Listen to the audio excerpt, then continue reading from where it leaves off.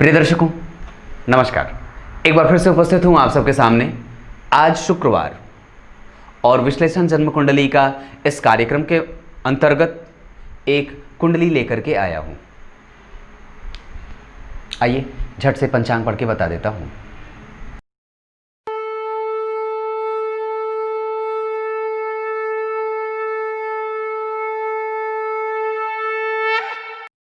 विक्रम संवत 2044, शक संवत 1909, जिस संवत्सर में इनका जन्म हुआ है उस संवत्सर का नाम वृषप्रजा संवत्सर है। इस संवत्सर में जन्मे लोग, अगर आपका जन्म 1988 में हुआ है तब आप वृषप्रजा संवत्सर में जन्मे होंगे और इसका प्रभाव व्यक्ति को धन कमाने के लिए प्रायः दूर जाना पड़ता है और समाज के उच्चतम वर्गों से इसकी पहचान आसानी से हो जाती है। एकांतवास भी कभी कभी इसे बहुत ज़्यादा पसंद होता है, अकेले रहना इसे ज़्यादा अच्छा लगता है। और आगे बढ़ने पे पता चलता है इनका जन्म माघ मास के शिशिर ऋतु में उत्तरायण में हुआ था। एक बात बताऊं, उत्तरायण में जन्मे लोगों में कभी कभी उग्रता ज़्यादा होती है। क्रोध कभी करते नहीं, लेकिन अगर कर देंगे तो फिर सीमा पार कर जाते हैं क्रोध में, एकदम पारंगत हो जाते हैं क्रोध में ये, और धन कमाने के लिए दूर जाते हैं। ये तो वृषप्रजा का भी प्रभाव था। उत्तरायण में जन्मे लोगों में स्थितियां होती हैं, उनका मन संतुलित रहता है, कार्य करने में एकदम बदमाशी और चोरी चकारी नहीं करते हैं। हालांकि ये कई क्षेत्रों से अगर धन कमाने का प्रयास करें तो कर सकते हैं, ऐसी स्थितियां बनती है। उत्तरायण में जन्मे लोगों में नेत्रों की समस्या भी कभी कभी होते देखी जाती है, बालों की समस्या भी कभी कभी देखते बनती है, हड्डियों की समस्या भी देखते बनती है और व्यक्ति को लक्ष्मी पाने में मेहनत बहुत ज़्यादा तो नहीं करनी पड़ती, परंतु फिर भी एक सामान्य स्थिति से व्यक्ति को थोड़ा ऊपर उठ करके धन कमाना पड़ता है। माघ मास और शिशिर ऋतु, इस स्थिति में व्यक्ति सुंदर होता है, देखने में मनमोहक होता है, भुजाएं अच्छी होती हैं, थुलथुले शरीर का होता है, लंबा होता है और गुलथुल होता है। गुलथुल कहने का मतलब है कि शरीर जो है वो गोल है और माघ मास में जन्मा है तो वैसे भी चेहरे पे एक अत्यंत तीव्र प्रकार की कामुकता होती है जो किसी को भी आकृष्ट करने के लिए काफ़ी होती है। माघ मास में जन्मे लोग गणेश से प्रेरित होते हैं, तोंद निकली हुई होती है, सामान्यतया शरीर में बालों की अधिकता पर माथे पे थोड़ी कम होती है, भ्रिकुटियाँ बिल्कुल तनी हुई होती हैं और गर्दन में धाराएं बनी रहती हैं। जैसे समुद्र की धाराएं बनती हैं ना, ठीक उसी तरीके से गर्दन में धारा बनती है। चेहरे पे दाग धब्बे की पहचान भी कई बार देखने को मिल जाते हैं। तिल या मस्से की स्थितियां या कटे फटे का निशान भी बन जाता है। ये माघ मास शिशिर ऋतु, कृष्ण पक्ष के अमावस्या, यहाँ से व्यक्ति को धन कमाने के लिए जहाँ दूर जाना पड़ता है वहीं पे ऐसी स्थितियां कि जब व्यक्ति की कुंडली में कृष्ण पक्ष के अमावस्या के होते हैं चंद्रमा, तो यहाँ पे चंद्रमा आपकी कुंडली में पापग्रह बनेंगे। जो क्या क्या चीज़ें करेंगे वो बाद में बताऊंगा। मूलतः ये आपके विचारों को कमज़ोर करते हैं, धन कमाने के लिए जहां दूर भेजने वाले होते हैं, पैतृक संपत्ति में घर परिवार में लोगों का अंबार होता है, कुटुंबजनों से व्यक्ति भरा पूरा होता है। कृष्ण पक्ष के अमावस्या का चंद्रमा कभी कभी अमावस्या के निकट जाते ही बड़ी विदर्ण करता है, मन को बड़ी परेशान करता है। धन कमाने के लिए जी तोड़ मेहनत करनी पड़ती है और जितना व्यक्ति पराक्रम करता है उसका लाभ उतना नहीं मिलता है। ये बात भी देखने को मिलती है क्योंकि चंद्रमा जो होते हैं वो कंसिस्टेंटली किसी भी चीज़ को देते हैं ना, आपके आत्मविश्वास को ये कभी कभी और मन मस्तिष्क को कभी कभी कमज़ोर करने के लिए काफ़ी भी होते हैं। ये भी स्थितियाँ बनती हैं। और चंद्रमा मन का कारक होता है, माता का कारक होता है, संवेदनाओं का कारक होता है, इमोशन का कारक होता है। अगर उसकी यात्रा कृष्ण पक्ष में होगी तो इन सब चीज़ों में कमज़ोरी तो देगा ना, बस यही बात है। और आगे बढ़ने पे बुधवार का जन्म हुआ है व्यक्ति का, तो ठीक है, ये व्यक्ति गणना करने वाला होगा और भक्त होता है भगवान का, पूजा पाठ में उसकी स्तुति रहती है, अपने से बड़े, अपने से गुरुजन, अपने पूर्वजों का आदर सम्मान करता है, कभी भी किसी का दिल दुखाना नहीं चाहता है। लेकिन कभी भी क्रोध होता है तो फिर क्रोध की पराकाष्ठा इसके सीमा के बाहर हो जाती है, पराकाष्ठा को पार कर जाता है, कभी भी उसे छोड़ना नहीं चाहता है जो भी इसके साथ बुरा और गलत बर्ताव करता है। ये बुधवार वैश्य वर्ण और राक्षस गण के हैं। ये व्यवसायिक सोच होगी, आलीशान बंगले में रहने के शौकीन होते हैं, शौकीन मिजाज के होते हैं, स्त्रियों से बचने का प्रायः काम कर लेना चाहिए। और राक्षस गण के हैं तो दिखावापन और भविष्य के घटने वाली घटनाओं का पूर्वाभास भी हो जाता है। वरियान योग में इनका जन्म हुआ है। ऐसी स्थितियाँ ठीक होती हैं। कभी कभी व्यक्ति को जीवन में धन कमाने में दिक्कत भी होती है और कई जगहों पे मुंह मारना पड़ता है। ये स्थितियाँ इनके पंचांग की थी। अब आइए आपको इनकी जन्म कुंडली में बैठे ग्रहों की स्थितियाँ और नक्षत्र जो है वो धनिष्ठा का है, उसके प्रभाव को बता देता हूँ। जातक का जन्म धनिष्ठा नक्षत्र में हुआ है और ये मंगल का नक्षत्र होता है।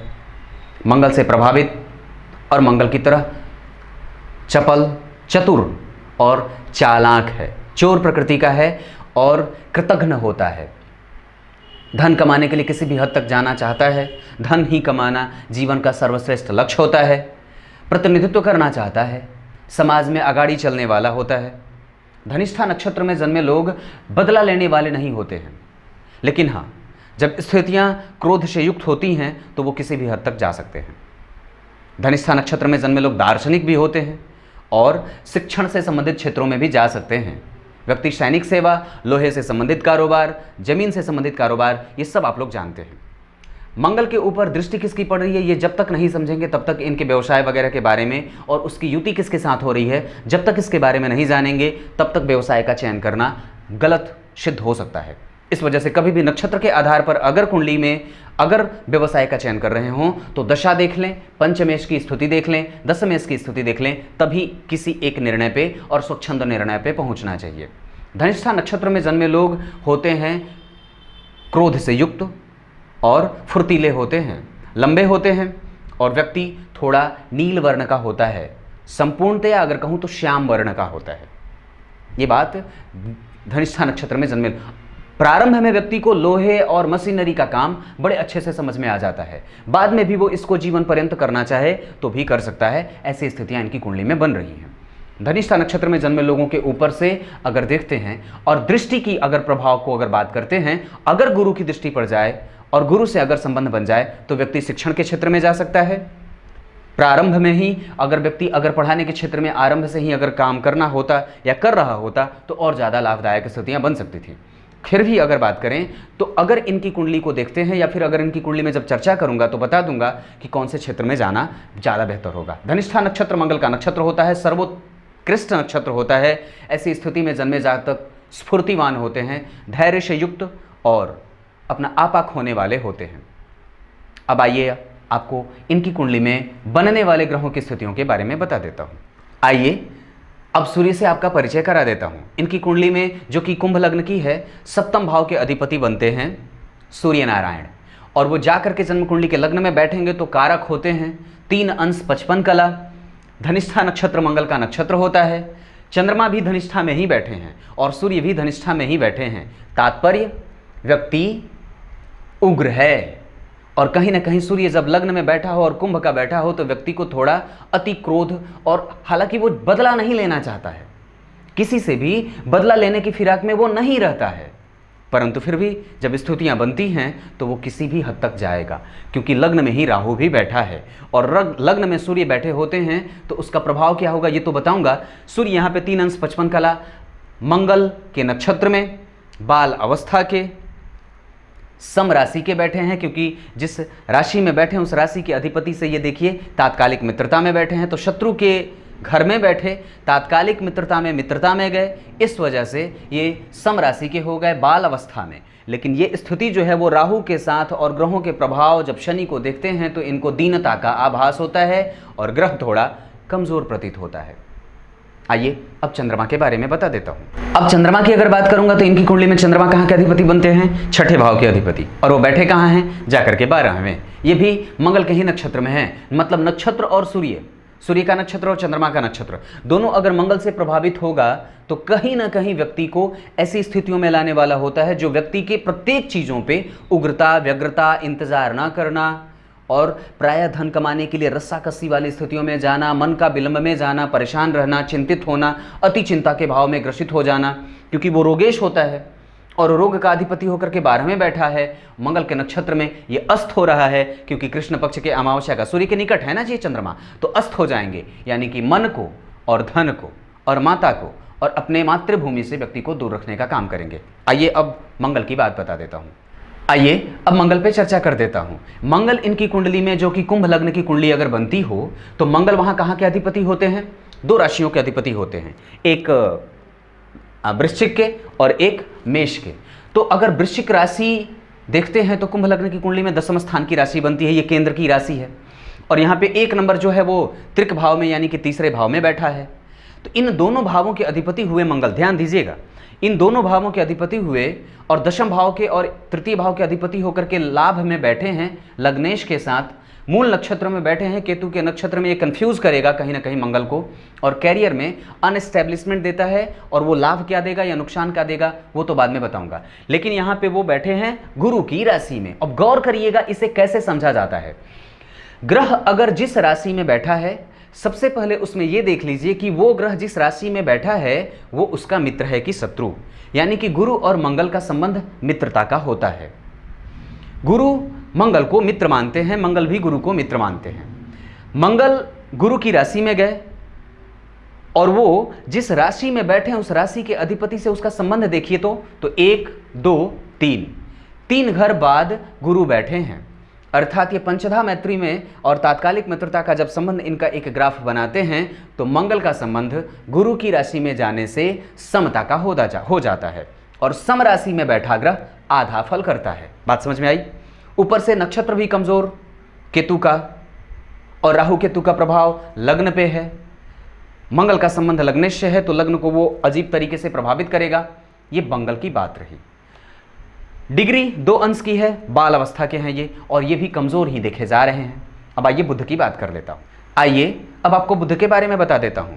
कुंभ लग्न की कुंडली में बुध कहां कहां के अधिपति बनेंगे, मतलब उनकी मिथुन और कन्या राशियां कहां कहां बनेंगी? एक अष्टम में और दूसरा पंचम में।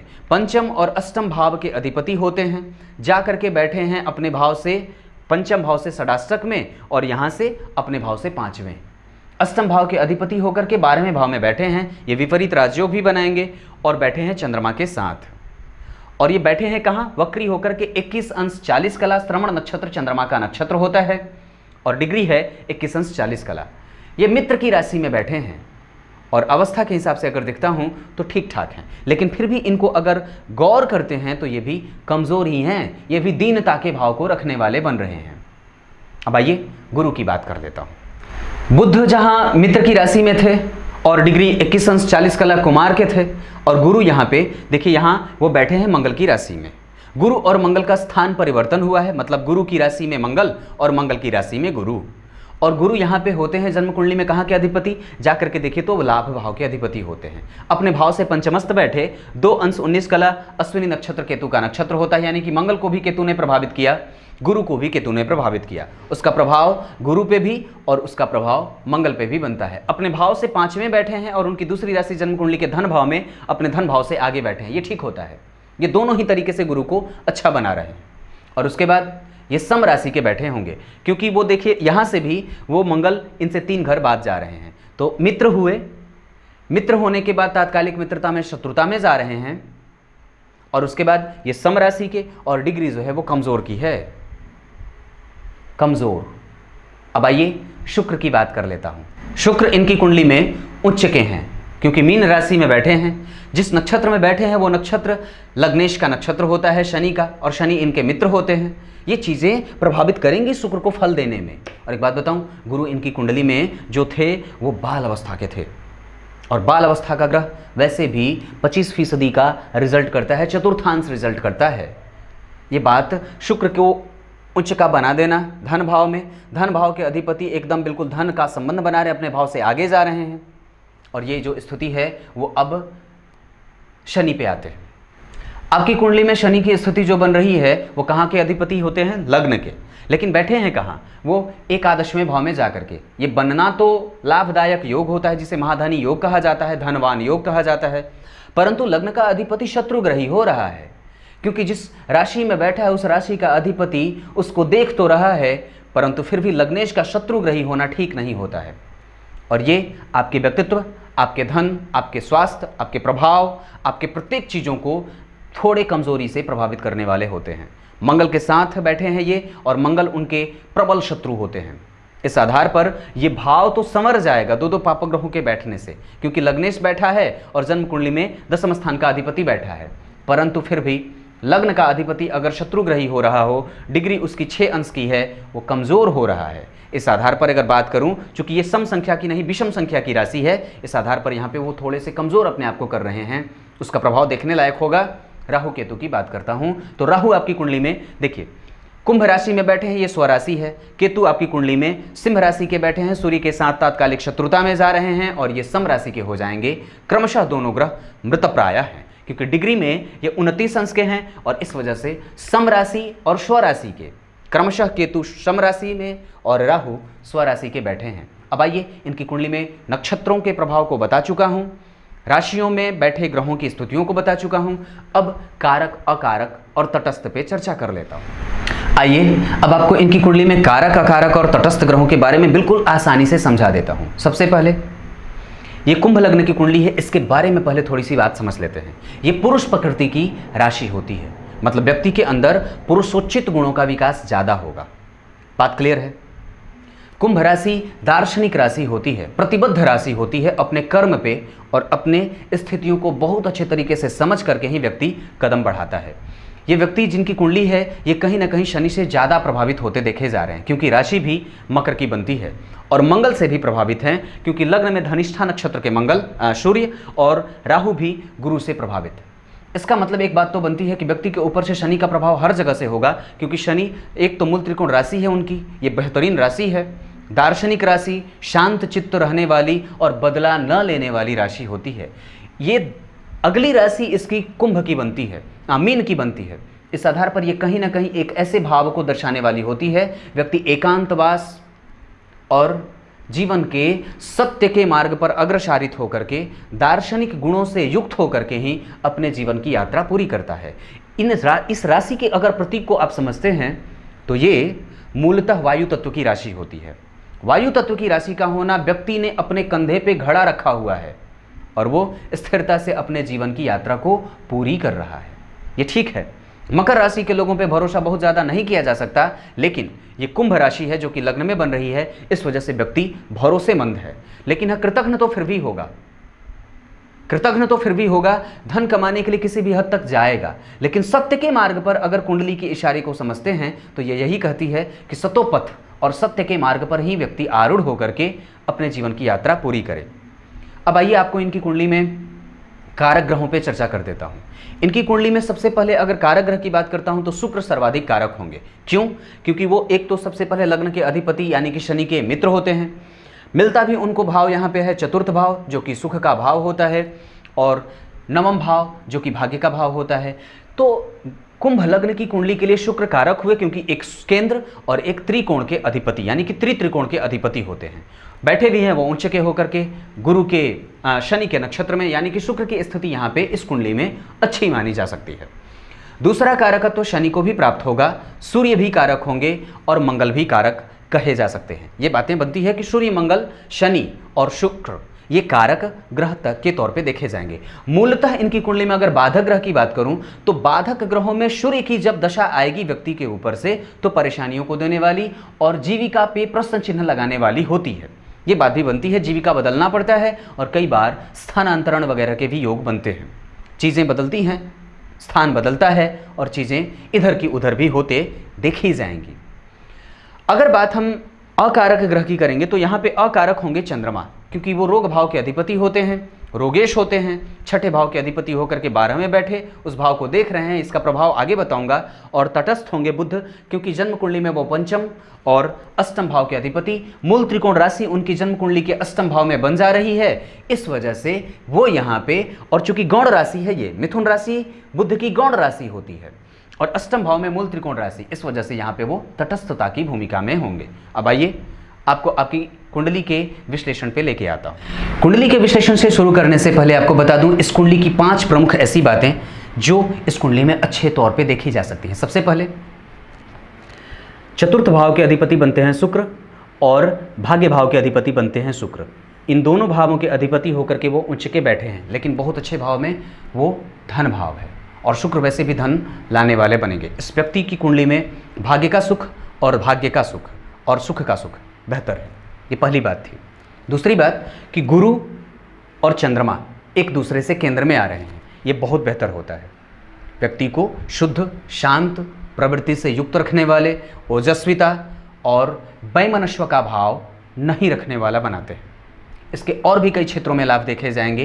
प्रायः कुटुंब से व्यक्ति भरा होगा, लाभ को प्राप्त करने वाला होगा, और अपना अगर व्यवसाय कर ले तो ज़्यादा बेहतर होगा, क्योंकि गुरु यहाँ पे एकादशवें भाव के अधिपति होकर के तृतीय भाव में बैठे हैं। दशम भाव का अधिपति लाभ में बैठा है। अपना व्यवसाय करने पे व्यक्ति को ज़्यादा लाभ होगा। ये दूसरी बात थी। तीसरी बात, सूर्य के पीछे चंद्रमा बैठे हैं, ये एक तरीके का अच्छा योग बनाता है और ये बहुत अच्छी बात है।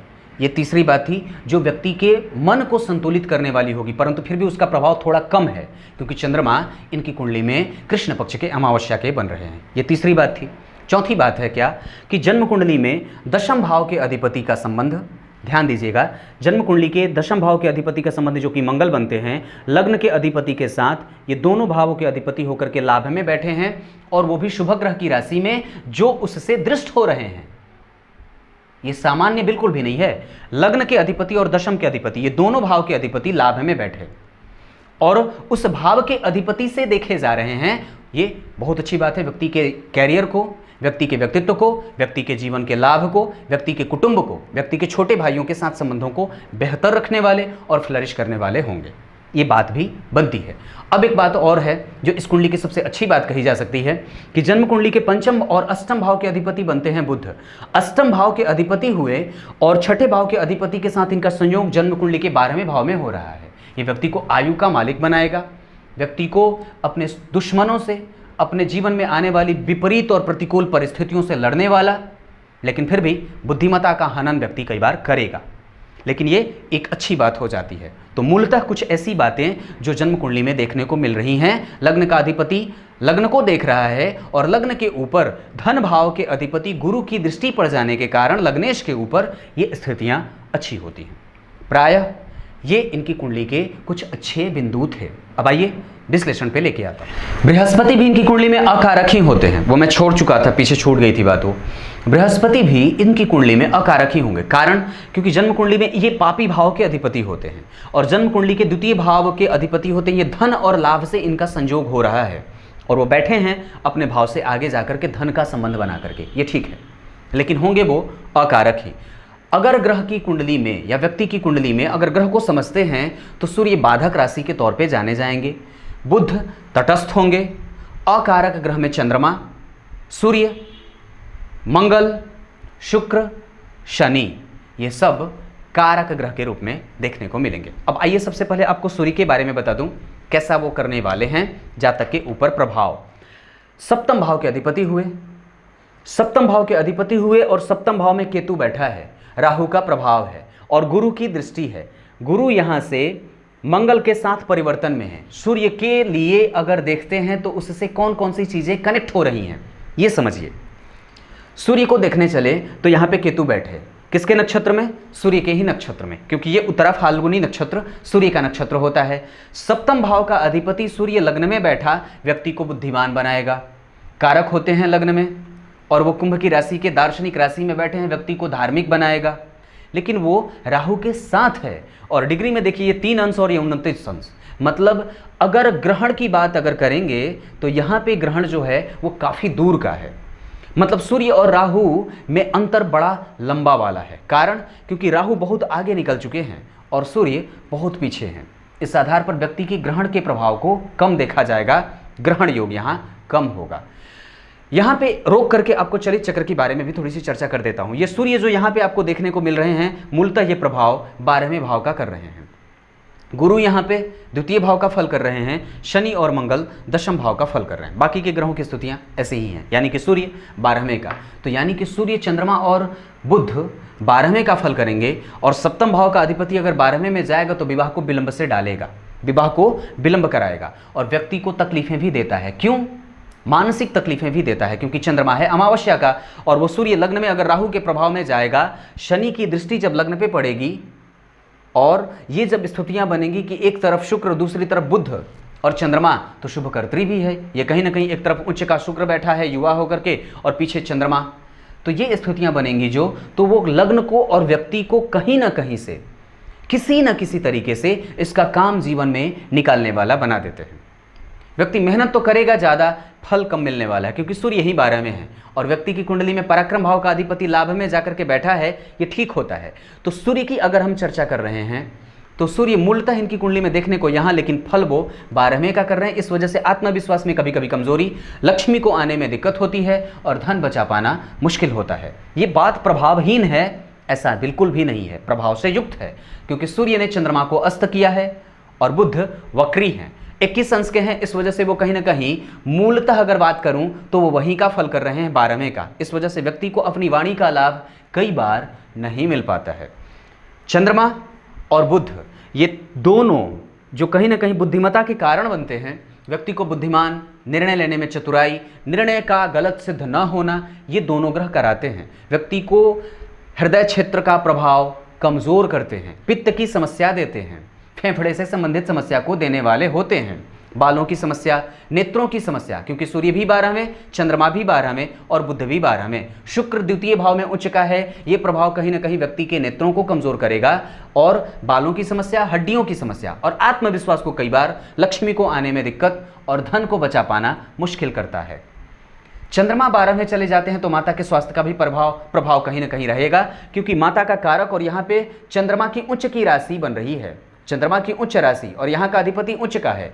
माता से धन की स्थितियां और माता से प्रभाव भौतिकता के दृष्टिकोण से अच्छा बनेगा, क्योंकि शुक्र धन भाव में उच्च के हो रहे हैं, लेकिन माता का कारक उसको रोग में डाल रहा है और माता का जो कारक मूलतः चंद्रमा होता है वो आपकी कुंडली में रोगेश बन जा रहा है, 12वें जा रहा है। चंद्रमा का 12वें जाना ठीक नहीं होता है, बुध के साथ, वो भी सूर्य के साथ, ये ठीक नहीं है। अपने मति बुद्धि को स्थिर करना होगा, निर्णय लेने से पहले बहुत ज़्यादा ठोक पीट लेना आवश्यक होता है। ये सूर्य की ही बात कर रहा हूं अभी। आत्मविश्वास को और स्त्रियों से बच के रहने की आवश्यकता है, क्योंकि सूर्य, चंद्रमा और बुध चपल होता है ना, और आपकी कुंडली में तो वो कुमार भी होकर के बैठा है। इस स्थिति में वो कहीं ना कहीं आपको भटकाव भी देता है। निर्णय लेने में कभी कभी व्यक्ति जल्दबाजी कर देता है, क्योंकि सूर्य और चंद्रमा भी मंगल से प्रभावित है। तो चंद्रमा अगर मंगल से प्रभावित हो और सूर्य भी कहीं ना कहीं मंगल से प्रभावित हो, कहने का मतलब है कि व्यक्ति इंतजार नहीं कर पाता है किसी भी चीज़ का, वो जल्दी निर्णय लेकर के किसी न किसी निर्णय तक पहुंचना चाहता है। इंतजार करना जैसे इसको पहाड़ों के सदृश लगने लगता है और मुश्किल हो जाता है किसी भी चीज़ का इंतजार करना। विवाह में विलंब का कारण, क्योंकि चंद्रमा 12वें, शुक्र उच्च का होता है, ये प्रभाव बताने वाला होगा। ये सूर्य की बात थी। चंद्रमा की बात करूं तो आपकी कुंडली में चंद्रमा रोग का अधिपति 12वें बैठा, बुध के साथ बैठा है, यानी कि व्यक्ति को शिक्षा के साथ भी व्यवधान की स्थितियों को देखने में मिल रही हैं स्थितियां, कि व्यक्ति का शिक्षा भी कहीं ना कहीं बाधित हुआ है, पढ़ाई भी किया है कुछ और, काम भी कुछ और करता है। नौकरी के लिए प्रायः आरंभ में, यश के लिए, गौरव के लिए, सम्मान के लिए, बुद्धिमत्ता में कभी कभी दिक्कत होती है, क्योंकि राहु ने सूर्य के साथ अपनी उपस्थिति बना करके, और सूर्य यहाँ पे कुंभ के हो रहे हैं, शनि के राशि में बैठे हैं, मंगल के नक्षत्र में। इसका प्रभाव सूर्य को कहीं ना कहीं नेगेटिव भी देखने को मिल सकता है। व्यक्ति के व्यक्तित्व को जितना विकास होना चाहिए, जितना विकसित होना चाहिए, उतना वो नहीं बनाता है, क्योंकि किसी भी शुभ ग्रह की दृष्टि लग्न पे नहीं है ना, इस वजह से। हालांकि लग्न के अधिपति शनि के ऊपर गुरु का प्रभाव है, लेकिन ये गुरु लाभ के अधिपति होकर के व्यक्ति को धन का लाभ तो देंगे। शुक्र धन भाव में गुरु की राशि में उच्च के हैं, व्यक्ति को धन की समस्या तो नहीं होने देंगे, लेकिन व्यक्ति खर्चीला हो जाएगा। क्यों? क्योंकि चंद्रमा और बुध एक साथ बैठे हैं, ये व्यक्ति के धन को भी कमजोर करेंगे, व्यक्ति के ऋण को भी फंसाने वाले बनाते हैं। व्यक्ति कई जगहों पे पैसे अगर लगा देगा, पैसे अटक जाते हैं, क्योंकि चंद्रमा है कृष्ण पक्ष के अमावस्या का, और मंगल का प्रभाव देखिए तो जन्म कुंडली में 7वीं दृष्टि से यहाँ और 8वीं दृष्टि से नीच की राशि से जन्म कुंडली के अष्टम भाव पे मंगल का प्रभाव पड़ने के कारण व्यक्ति को पैसे देने से बचना चाहिए। चंद्रमा भी 12वें है, वो छठे भाव को देख रहा है, शीत जनित, पीत से संबंधित और वात, ये तीनों प्रकार की समस्याएं देगा। क्यों? क्योंकि बुध जो होता है वो वात, पित्त और कफ तीनों का कारण बनता है, और वो जन्म कुंडली के रोगेश के साथ जब संयुक्त होकर के 12वें में अपनी स्थिति बनाएगा तो वो क्या क्या व्यय करेगा? एक तो बुद्धिमत्ता का व्यय, निर्णय लेने में परेशानी, क्योंकि सूर्य लग्न में है और राहु के साथ उनकी युति हो रही है। राहु का प्रभाव जो है वो कहीं ना कहीं गुरु पे भी पड़ रहा है, क्योंकि केतु की 9वीं दृष्टि यहाँ भी तो है ना, और राहु का प्रभाव कहीं ना कहीं सूर्य पे इस वजह से होगा क्योंकि वो लग्न में एक साथ युति में तो है ना।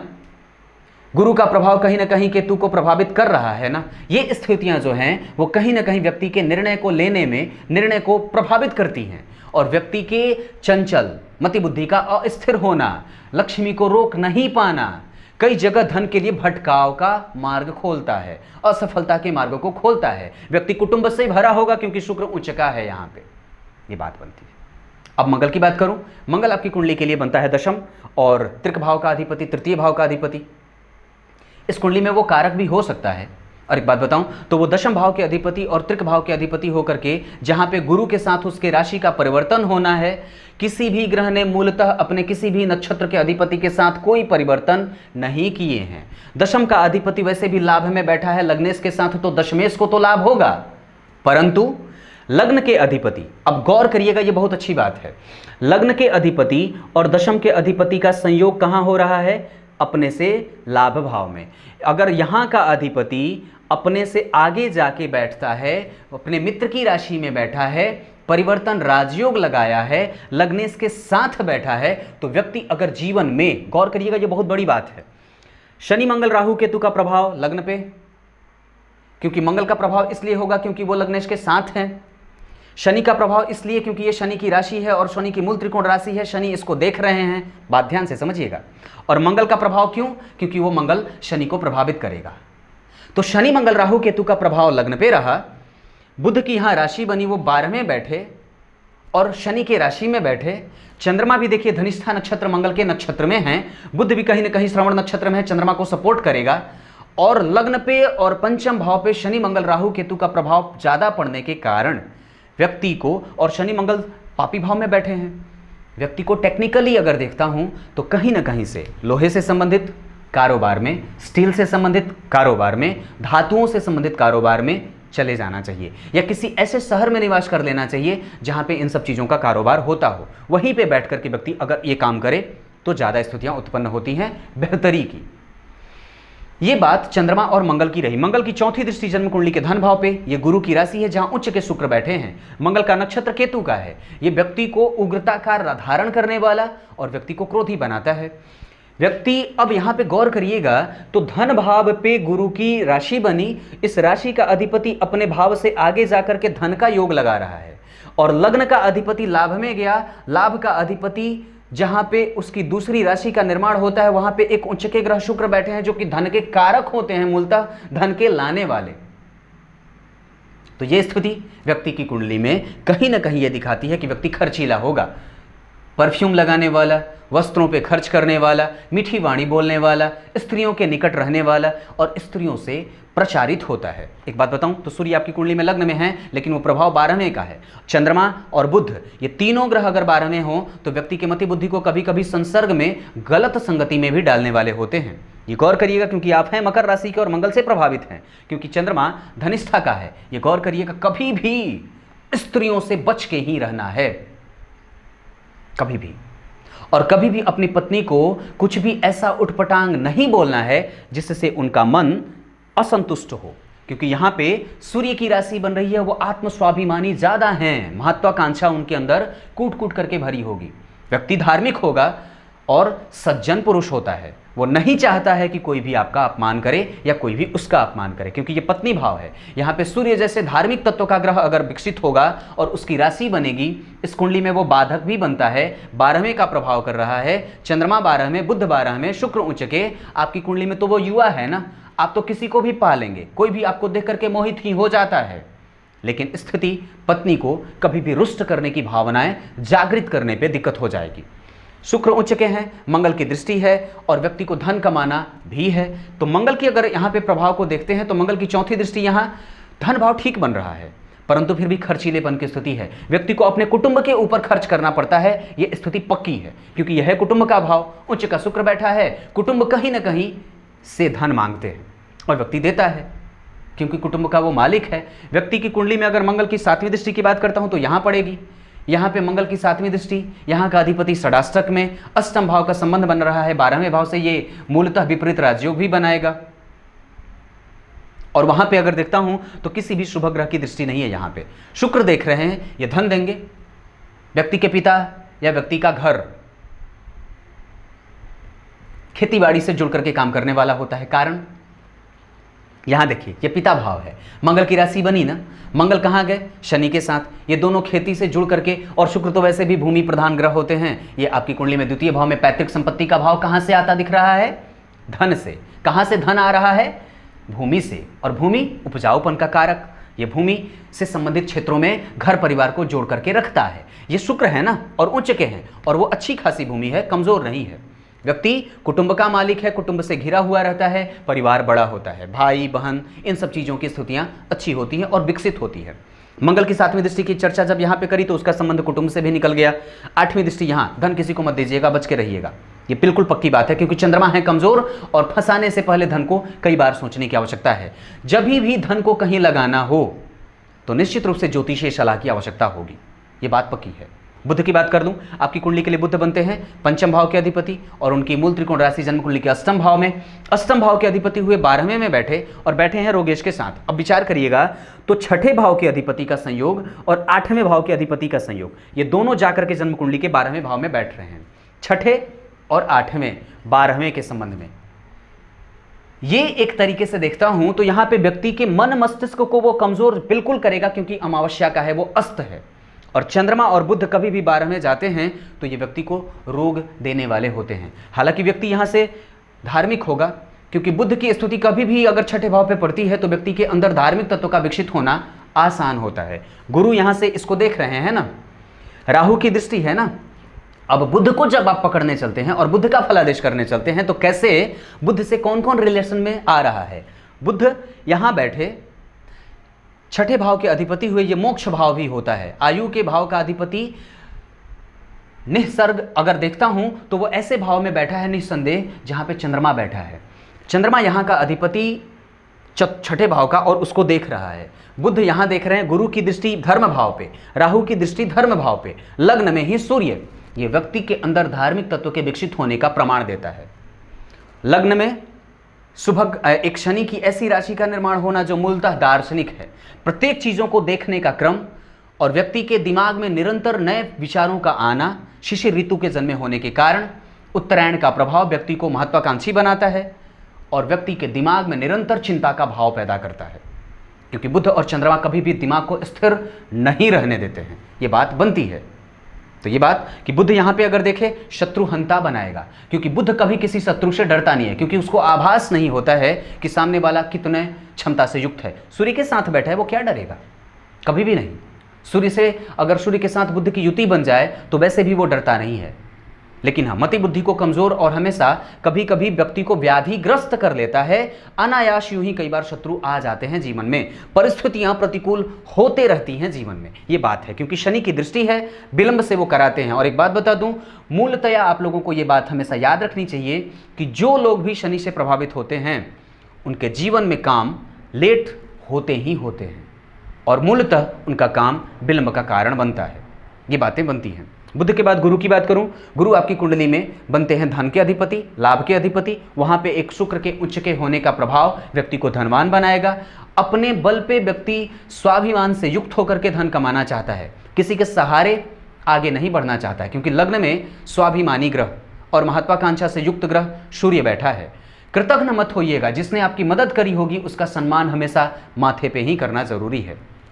गुरु की 5वीं दृष्टि यहाँ, ये जो भी प्रभाव इनका आएगा उसको वो लाभ में तब्दील करने का प्रयास करेंगे, क्योंकि गुरु इनकी कुंडली में देखिए अश्विनी नक्षत्र के बैठे हैं, और केतु की दृष्टि है 9वीं दृष्टि। राहु केतु का प्रभाव कहीं ना कहीं गुरु पे है, क्योंकि केतु की 9वीं दृष्टि गुरु पे पड़ रही है। लाभेश को अगर केतु देखेगा, शनि मंगल राहु केतु का प्रभाव कहीं ना कहीं लाभ पे पड़ रहा है, क्योंकि केतु की 5वीं दृष्टि यहाँ भी है, गुरु भी हैं, शनि भी हैं, मंगल भी हैं, सबका प्रभाव। तो गुरु का प्रभाव जब यहाँ रहेगा तो व्यक्ति के दाम्पत्य को वो फ्लरिश करेंगे। जो भी दुर्बलताएं होंगी उसको गुरु अपनी दशा में आते आते प्रत्यंतर सूक्ष्मांतर में ठीक कर देंगे। 7वीं दृष्टि धर्म भाव पे, वहां तुला राशि का निर्माण बनना, धर्म के अधिपति का धन में जाना महाधनी योग लगाता है, ये बातें बनती हैं। सुख का अधिपति उच्च का है धन भाव में, ये सुख संपत्ति ऐश्वर्य और कांतिमान और व्यक्ति को खर्चीला बनाता है। धर्म का अधिपति उच्च का हुआ, धर्म भाव का कारक गुरु उसको देख रहे हैं, व्यक्ति को धार्मिक बनाएंगे। मंदिरों में और सार्वजनिक क्षेत्रों में व्यक्ति काम करने वाला होता है, दान देने वाला होगा और व्यक्ति को हमेशा ही अपने पूर्वजों और पितरों का आशीर्वाद मिलता रहता है। 7वीं के बाद 9वीं दृष्टि यहाँ लाभ पे, राशि का अधिपति परिवर्तन राजयोग बना रहा है मंगल के साथ, क्योंकि गुरु की राशि में मंगल और मंगल की राशि में गुरु, और क्रमशः ये केतु के नक्षत्र में है, केतु पे इनकी दृष्टि है और गुरु अपनी राशि को देख रहे हैं। लाभ मिलेगा, प्रत्येक प्रकार से लाभ मिलेगा। आप पहले कदम तो उठा के देखिए, स्थितियां अनुकूल भी हैं। अब आगे शुक्र की बात करता हूं। उच्च का है, वो युवा है, धन भाव में वो धन लाने वाले बनेंगे। पैतृक संपत्ति और कुटुंब का भाव ये बेहतर है। वाणी अच्छी है, व्यक्ति का मुखड़ा सुंदर है, लेकिन लग्न में राहु होने के कारण चेहरे पे दाग धब्बे के निशान भी बनते हैं। ये बात बनती है। मुखड़ा सुंदर, स्पष्टवादी है और कई बार वो व्यक्ति कामुक भाषा का इस्तेमाल कई बार ज़्यादा कर बैठता है। शुक्र की 7वीं दृष्टि यहाँ, ये तो उसका वैसे भी अपना भाव होता है, तो गड़ा हुआ धन, पैतृक संपत्ति का लाभ और कभी भी धन कमाने में ऐसी स्थिति की जहाँ पे गुरु की स्थिति बन रही हो, धन भाव के अधिपति अपने धन भाव से आगे जा रहे हों, मंगल की राशि में हो जहां वो परिवर्तन में हो, तो भाइयों के साथ संबंध अच्छा रखने का प्रयास हमेशा करना चाहिए। आपके भाई नौकरी वाले हो सकते हैं, भाइयों से लाभ। और जब भी कुंडली में मंगल की दशा आएगी तो कभी कभी भाइयों के स्वास्थ्य को कमजोर करने वाली स्थितियां उत्पन्न होंगी, ये बात भी बनती है। भाइयों के साथ संबंध हमेशा अच्छा रहने वाला है, उनसे कोई दिक्कत नहीं है। शुक्र के बाद शनि की बात करता हूं। लग्न का अधिपति लाभ में बैठा, ये ठीक नहीं है। क्यों नहीं ठीक है? क्योंकि लग्न का अधिपति लाभ में गया है तो वो भाव तो अच्छा पकड़ा है, लेकिन शत्रु ग्रही है और ऊपर से वो लग्न जो है वो कहीं ना कहीं लग्न में राहु का प्रभाव। राहु स्वराशि का मानता है, कुंभ राशि को अपनी राशि मानता है, लेकिन सूर्य के साथ बैठा है, वो कहीं ना कहीं डरा हुआ है, वो कहीं ना कहीं डरा हुआ है। सूर्य भी उससे डरे हुए हैं और राहु भी कहीं ना कहीं डरा हुआ है। शनि का प्रभाव है, शनि मंगल से प्रभावित हैं क्योंकि उनका नक्षत्र केतु का है और केतु की दृष्टि है। तो शनि मंगल राहु केतु का प्रभाव अगर लग्न पे हो तो व्यक्ति को बहुभाषिक बनाता है और प्रत्येक प्रकार के कामों में हस्तक्षेप करने वाला बनाता है। दूसरों के काम में व्यक्ति अड़ंगा डालता है, कृतज्ञ होता है, कभी कभी पाप कर्म भी करता है, न्यायप्रिय होता है सिर्फ अपने लिए। अगर दूसरों के गले में हाथ डाल करके अगर कोई भी चीज़ निकालनी हो आसानी से निकाल लेता है। पैसे कैसे किसी के हाथ से निकलवाने हैं, कैसे सामान बेचना है, इसे बहुत अच्छे तरीके से आता है। लेकिन फिर भी व्यक्ति की कुंडली में लग्न में राहु और सूर्य का प्रभाव, व्यक्ति के सार्वभौमिक अगर प्रभाव को देखता हूं तो यहाँ पे व्यक्ति के काम में जितना लाभ मिलना चाहिए उतनी संतुष्टि नहीं देता है। आपकी कुंडली में पराक्रम भाव का अधिपति का संबंध लाभ भाव से बन रहा है, क्योंकि पराक्रमेश मंगल लाभ से परिवर्तन में जा रहे हैं। अपना काम करिए ना, लाभ होगा, अपना काम करिए, क्योंकि दशम भाव का अधिपति लाभ में जा रहा है, ये श्रेष्ठ संबंध दिखा रहे हैं। शनि का प्रभाव यहाँ, 7वीं दृष्टि यहाँ, बुध यहाँ के 12वें, शिक्षा में व्यवधान और टेक्निकली व्यक्ति को टेक्निकल चीज़ों में प्रौद्योगिकी के क्षेत्र में विकसित होते देखा गया है। 7वीं के बाद 8, 9, 10 यहाँ देखेंगे, ये आयु देने वाले हो जाएंगे, क्योंकि मूलतः यहाँ का अधिपति विपरीत राजयोग में है और बुध कहीं ना कहीं अगर शुक्र उच्च का हो कुंडली में, कुंभ राशि बनती हो तो ये बूढ़ी राशि होती है, व्यक्ति को बूढ़ा करके मारती है। राहु केतु का प्रभाव लग्न पे था, ये बात बता चुका हूँ। पंचम भाव पे दृष्टि डालेंगे, राहु शनि बुध यहाँ से 8वें, व्यक्ति को मन चाहे शिक्षा कई बार उपलब्ध नहीं होती है। व्यक्ति काम करता है किसी और क्षेत्र में, पढ़ाई किसी और क्षेत्र में करता है। अपने यश गौरव सम्मान को पाने के लिए उसे कई बार संतति का लाभ भी यश के रूप में नहीं मिलती है। कुंडली मिला करके करिएगा, क्योंकि शनि और मंगल दोनों का प्रभाव पंचम भाव पे है, शनि का प्रभाव लग्न पे है। मंगल जैसे आपकी कुंडली में बेटे के भाव यानी कि जो दशम भाव है यहाँ के अधिपति होकर के वो पुत्र भाव को देख रहे हैं, तो कहीं ना कहीं थोड़ी सी संभावना दिक्कत की होती है। इस वजह से कुंडली मिला करके करिएगा और गर्भाधान का जब भी प्रयास करिएगा जरूर ही ज्योतिषीय सलाह ले लीजिएगा। ये बातें बनती हैं। ये इनकी कुंडली थी, कैसा लगा जरूर बताइएगा विश्लेषण। तब तक के लिए इजाजत दीजिए। कल इनके लग्न कुंडली के साथ साथ नवमांश और दशमांश का एक साथ चित्रण करूंगा, देखना मत भूलिएगा कल का कार्यक्रम। तब तक के लिए बहुत बहुत नमस्कार।